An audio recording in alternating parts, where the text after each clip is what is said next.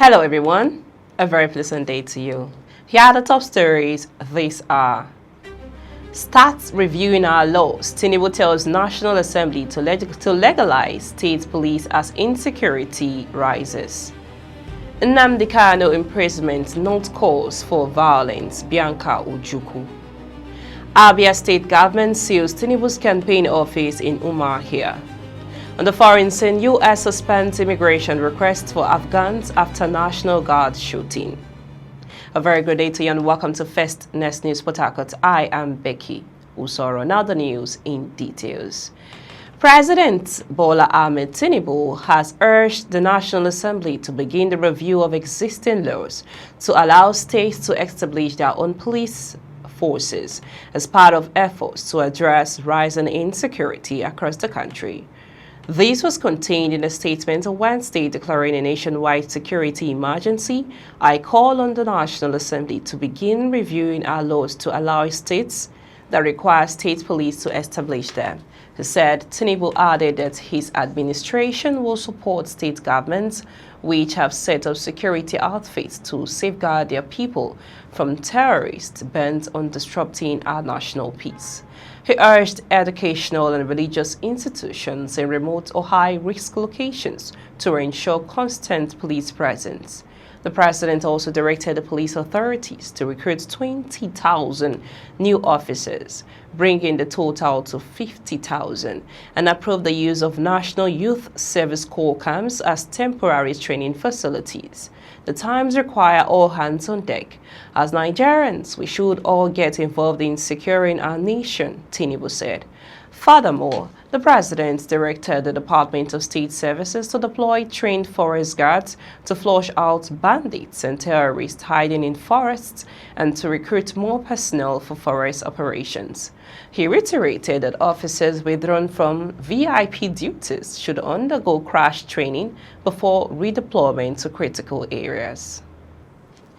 Moving on to Imo State, Minister of State for Foreign Affairs, Mrs. Bianca Ojukwu, has called on the people of the Southeast to use dialogue and peaceful means to tackle the recent imprisonment of the leader of the indigenous people of Biafra, Pope Nnamdi Kanu. The minister gave the advice at the 14th edition of Dim Chukwuemeka Odumegu Ojukwu Memorial Day celebration held at Ojukwu Memorial Library, Owerri on Wednesday. She said, though the courts of first instance have sentenced Kanu to imprisonment, all hope was not lost, saying with dialogue and peaceful means, Nnamdi Kanu could be released from the Sokoto Correctional Center.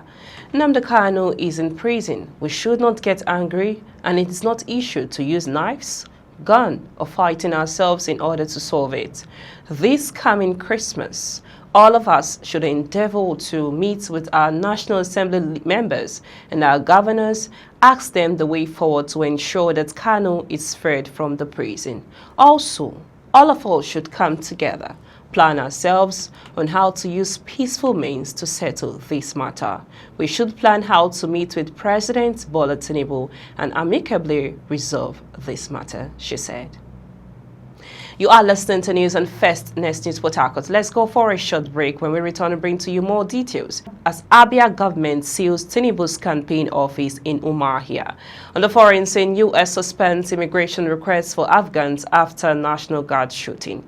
Please stay with us. Welcome back. In case you're just joining us, you're listening to news on First Next News Port Harcourt. We now bring you the rest of the news. Abia state government has sealed a campaign office belonging to President Bola Tinubu's renewed Hope Partners RHP in Umuahia, the state capital.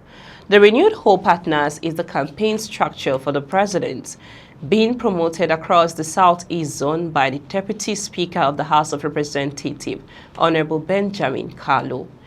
Information pasted on the walls at the entrance to the office located at Ojike Street, Umuahia, by the Ministry of Lands and Housing stated that the property is in contravention of the state's tax law.